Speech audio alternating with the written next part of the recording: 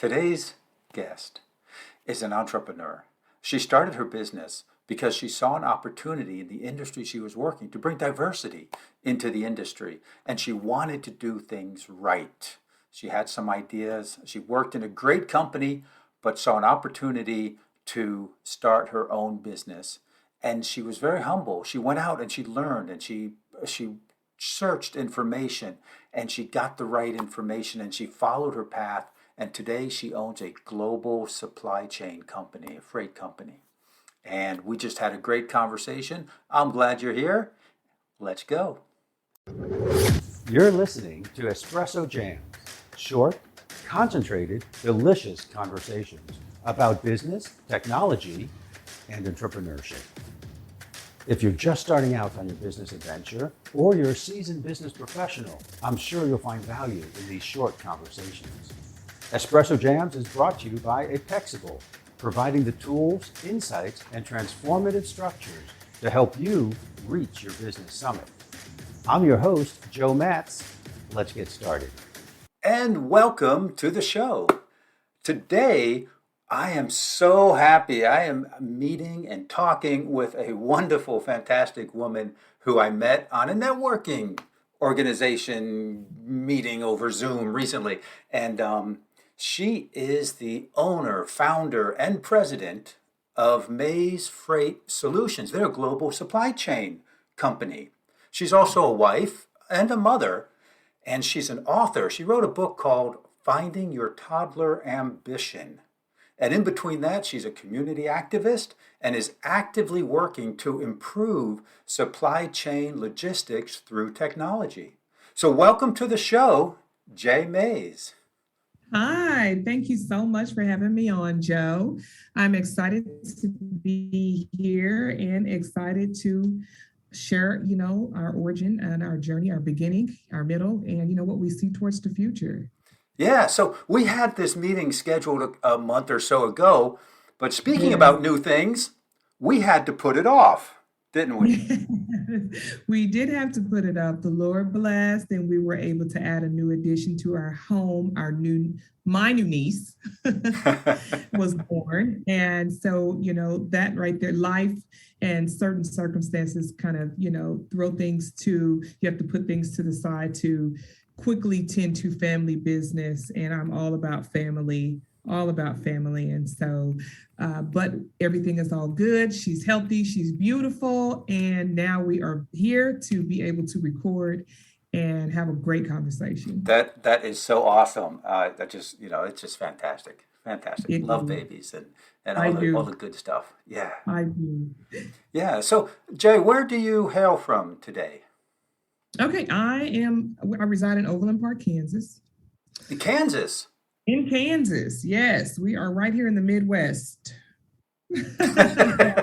Where everything has to flow through. So, we get the best of both worlds, not so much the ports, but we do have rail hubs that flow through Kansas City, but we are able to, control and also analyze freight from all regions of the world being here, all regions of the United States, North America, by being here in the Midwest. So it's a great place for me. And the cost of living is just wonderful here.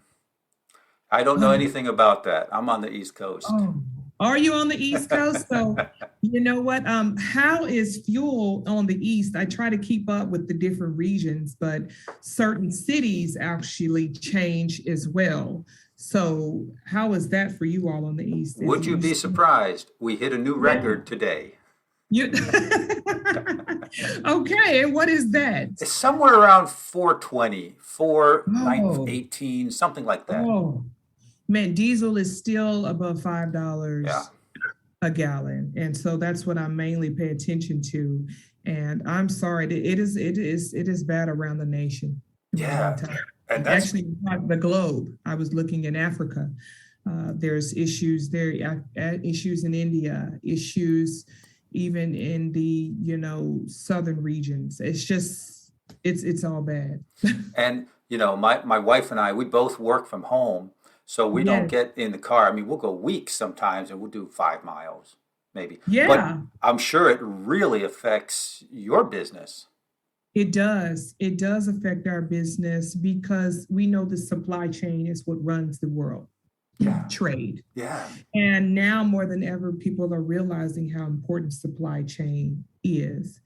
And it's a topic of discussion every day, every week, every minute, every hour.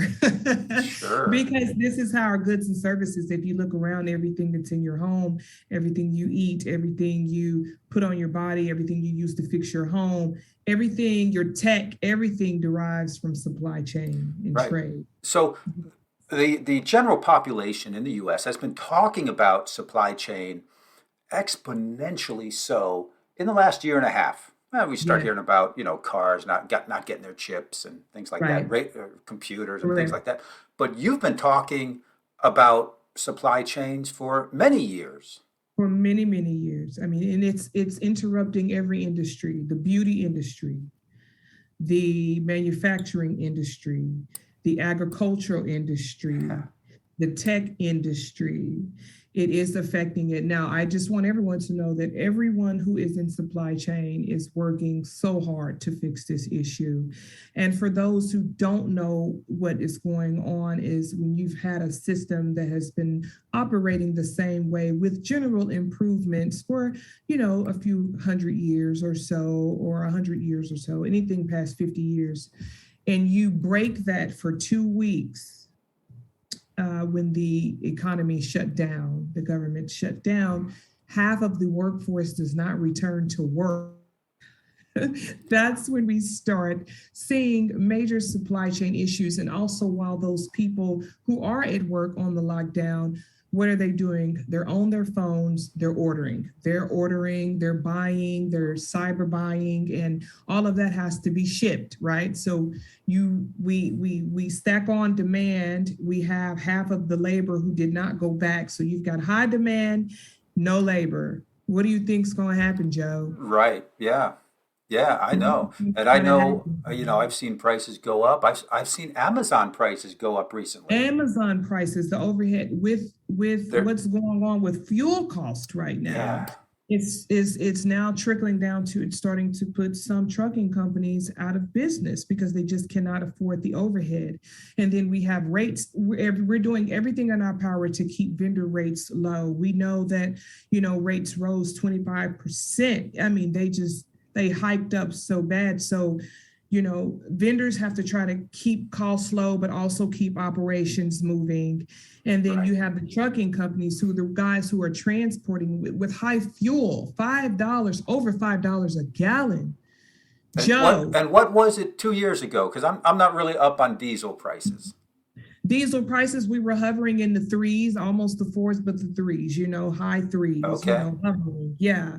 There's nowhere near five. Yeah. Yeah. Wow. So trucking companies now are having to make decisions, also trying to find the labor. It seems like work has just been discredited, and no one. I look and say, what are we going to do in the future? All of this work we're putting in now to build sustainable companies, if we don't have the skill set labor to come in when we have to pass along these businesses that we've built, what are we going to do for the future? So now I'm also advocating for people to join the supply chain sector, trying to make truck driving attractive again.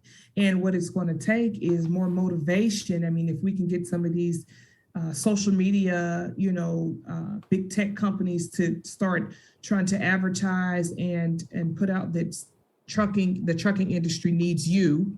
Yeah. I know. Yeah, I know we can try to make money on TikTok, but to be honest, the way we need to eat is the trucking industry needs you. So let's back up a little bit here. Yeah. How is it that you came to own a freight solution company, global supply company, and tell me a little bit about how that came about. Did you grow up playing with trucks or doll? I No, mean, I did not. I grew up just like, playing with dolls, of course. okay. I had toddler ambition. One thing I wrote a book called Toddler Ambition, and I refer to this a lot because when I was growing up, My parents, which is my father behind me, he was a blind man, but he had the ambition of a businessman. And even though he was blind, his ambitions grew and grew into him being a national businessman. But what I did was I watched my parents and I watched people around me. My father was always doing business. Not only was he doing business, he was a pastor of a church as well. And so I would meet all walks of life that would come to him for advice. If it was business, I would connect in business. If it was for the church, for God, winning souls to Christ, I would see the way he and my mother would do that. Mm-hmm. But I got to meet a lot of people and I got to see different industries, just not in a box of the lawyer, doctor, what they're telling us about in school. What are the 8 scientists, lawyer, doctor, right, teacher, fireman, policeman, just the regular 8 options. So, but I got to see this, and I had cousins who were in the trucking industry. Okay. Cousins who were in, but it still didn't spark anything to me. We used to, as kids, ride and we see the trucks and we do like that's this. Right. We all do it, and then we see the smoke come out of the pipe, and we, when they hunt their hunt, it shakes your little car. It's so exciting. But I was never putting anything together. Like, man, this guy is really delivering the bread that we eat in the grocery store. Sure. It hadn't. A girlfriend of mine told me about a wonderful company. This is in 2008. And she said, I found this company that they're in freight. But not only are they in freight, they care about their employees. It's like a family. You have potential to grow there. There's learning potential. And the CEO he really connects with his employees. And so I checked into it. And by the way, this company is called freightquote.com. It has been since sold off. The original founder did sell it, which it really hurt all of our hearts because we were a big family. But just like any other company, it starts off great and then, it gets acquired and things change. That's just how it is. Sure. But I started at this company and I knew nothing. I knew my cousins worked in it and they were team drivers. I did know about that, husband and wife team. So oh, wow. So they were long haul trucking. Long haul. And you knew nothing about the business when you started? Nothing. So what did you do when you got in there, knowing nothing? So I got in there and I told the lady when I interviewed and I did all my research about the company. And when I learned about them, I said, oh my God, this is fascinating. This is trade. I've always wanted to get in exporting. Always. But I was trading more on a commodities trader, but not infrastructure commodity. Okay. So, I dabbled in that a little bit. I was really trying to find myself, Joe. Where do I fit in? And we all go through that. Sure. We all go through, you start off here and sometimes your first idea isn't your best idea. And so you start off trying to find yourself. But when I found myself here, learning supply chain, learning the different trucks, learning different routes, learning how city governance, clearances, bridge clearances, infrastructure, I fell in love. Wow. Joe, I fell in love. I can see the passion coming through. I fell in love with everything, whether it's ocean freight, air freight, even tariffs. I mean, I can go on and on about everything that I love because now I'm communicating with different countries. I get to, speak to different ethnicities and we're all speaking the same language, supply chain. Wow. So now I'm able to speak to someone in Asia, able to speak to someone in, let's say, Ukraine, because you have agriculture with wheat coming out of Ukraine. I'm able to speak to someone in the UK. I'm able to speak to all of these people and we're all speaking the same supply chain language. That's so cool. It's so cool. It also gave me a platform to spark up a conversation with anyone. Do you understand? On any language, on any subject or topic, because supply chain involves everything. Sure. So I learned, I grew, I was able to really work very closely with the CEO. And it kind of felt like, I was being groomed for what I'm doing, but it was not consciously. Okay. it just happened to happen. Sometimes things happen for divine, for a divine purpose. And I am a sole believer of that anyone you meet, you make sure they add value to your life, Right. But he did, and he took to me, and I opened up that, what the operation that he was running was fantastic. I had never seen an operation ran like this. Everything ran so smooth. The man was a genius in building a successful infrastructure that would go on to help people as a legacy. I loved it. I loved everything about it. So I wanted to get in it. This is what I wanted to do. I was dead on it. This is what I want to do. But what I did see, I said, I could bring diversity for women to this. This is what I could do. Was that the inspiration then to go out on your own? That was the inspiration for me to go out on my own. Okay. The inspiration was, we all know it's a man's world. We know that, Joe. Less and less, which is a good thing. Yes, but in supply chain, it is a man's world. But I saw more of who the brains were behind the operations of it.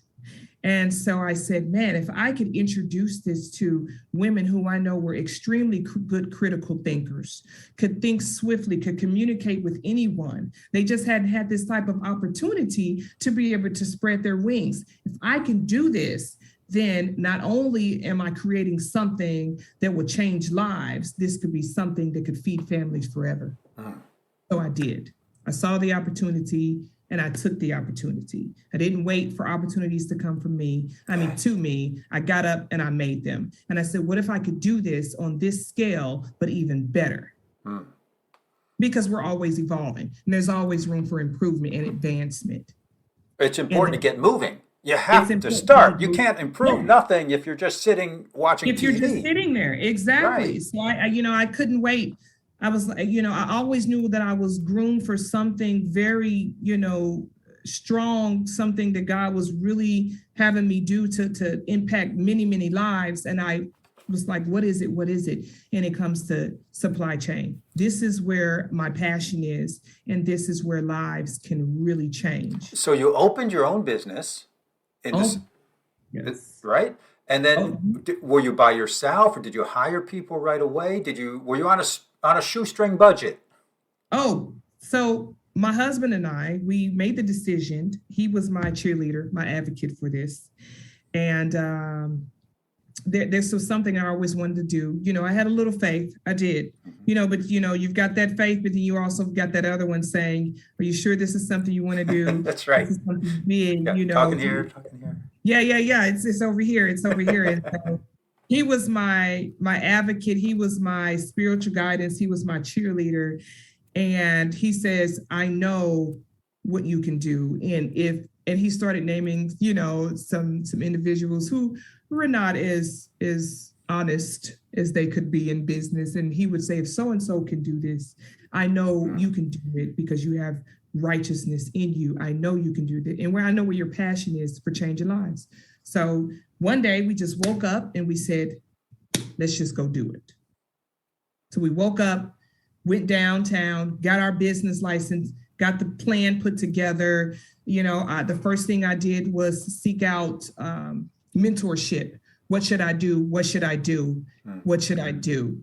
Got that path to lead me to the correct direction, went down to the SBA, jumped on some classes to learn because this is new. I'm coming from a sales agent and now I'm going into being a business owner. So I had to learn how to manage myself, self-control. I had to learn how to make definite decisions. I had to learn financials. I had to learn how to become a CEO, Joe. Absolutely. And I could not be afraid to ask questions. I asked so many questions. I joined all the free organizations that I could. I started surrounding myself around successful business leaders, also small business leaders to tell me what to do, what not to do. I think that is such a great mindset and attitude to go into business, and knowing that you don't know, but having that ambition to find out and the humility to say, I don't know, I need to learn. That is so awesome. Yeah, I surrounded myself with I built an ecosystem around myself. Yeah. that, if this person didn't know the answer, they knew someone who did know the answer. And when I was going through the hard times, I built such great relationships that, when I was going through the hard times, there were people to come and help pick me up to say, you know what, this isn't it. You can do this. Let me show you how. You can go this way. Don't go that way. And if anyone who is going into business to be an entrepreneur, you have to build that ecosystem around you. You can't be afraid to ask questions, and you have to listen and execute. That's And right. So let's talk about ambition. Yes. And specifically, toddler ambition. Toddler ambition. And if you listen to the beginning of this conversation with Jay, you know that she's an author, and her book is called Finding Your Toddler Ambition. It's available on Amazon. And we're going to talk about that book right now. How did this come about? Toddler ambition. Toddler ambition. I watched my children, Joe. I watched my children as they were babies, small toddlers, and I watched their inquisitiveness, okay? How inquisitive they were, how ambitious they were, that, any little thing, any sound, they're looking around, what's that sound? What's this feel like? What's that taste? And they wanted to get into everything. And then as they grew a little more, they knew everything. You know how that goes. That must have been teenage years or so. Those are the teenage years, But as business, I said, business is like a toddler when you're starting one. Because for one, you have to crawl before you walk. And crawling, even just taking that first step, that first leg up to even go to move forward, that's a lot, right? Also, toddlers, when they begin to walk, how many times do they fall? A lot. Right. But then how many times do they get up, Joe? Yeah, every time. Every single time they get up, every single time.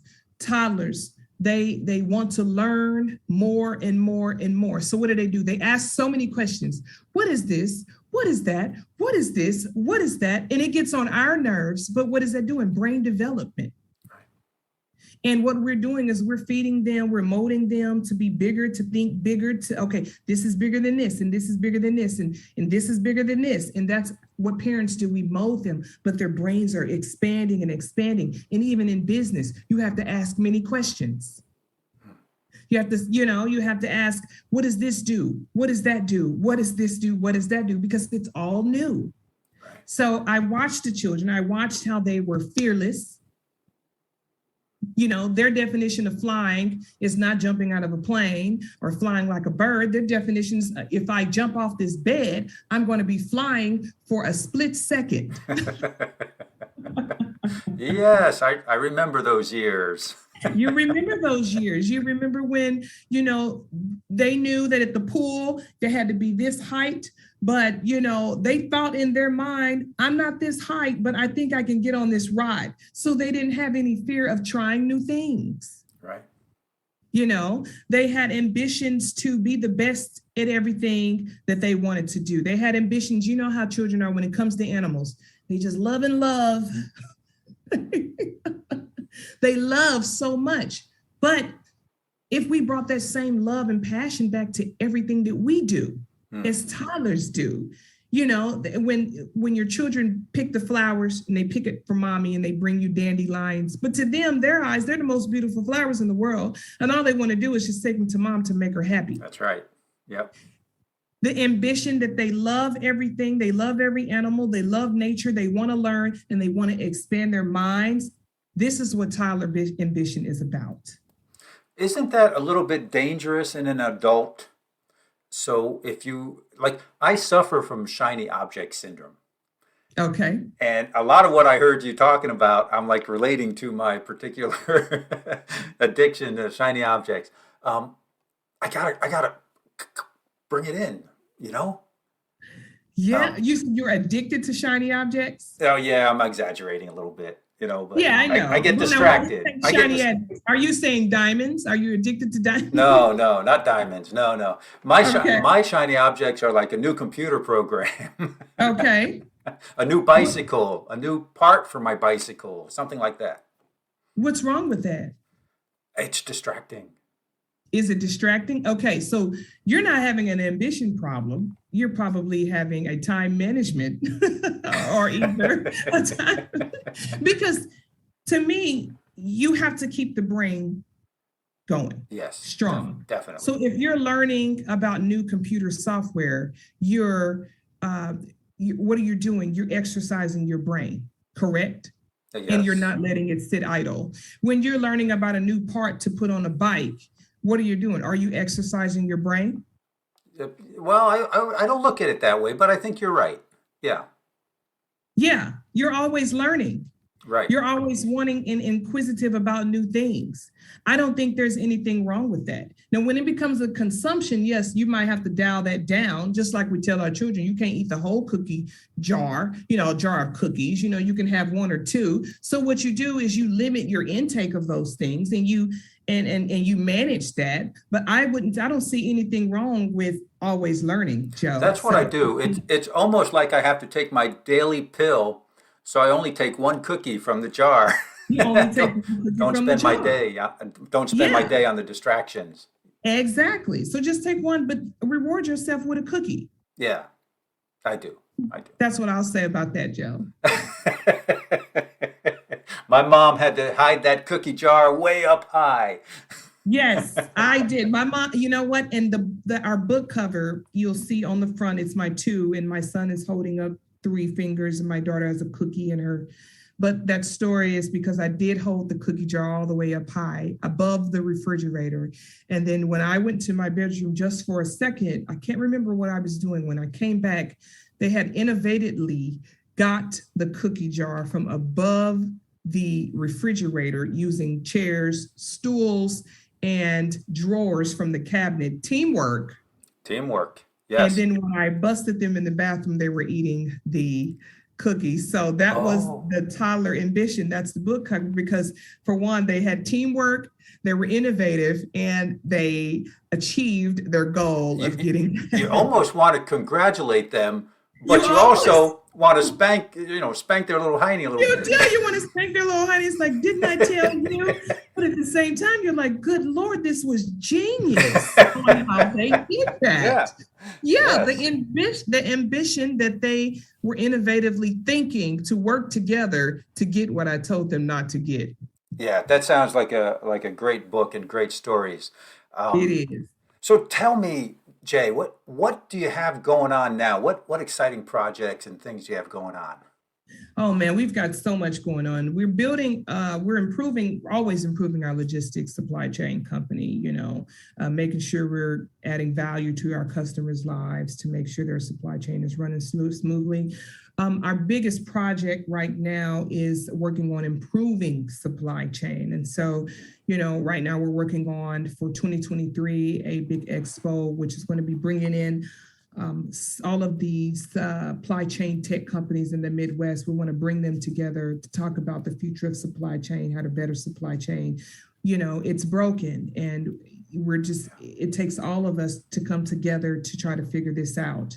And so that's what we're working on, the project to bring this supply chain tech sector to the Midwest for 2023 for the first time, so we can discuss how to better supply chain, so we can make sure we get the kids the baby formula that they need, the agriculture that we need, just even the toilet paper, Joe. Everything could be at risk if we don't come together and figure this out. Yeah, sure. And we'll have more information on that in the show notes.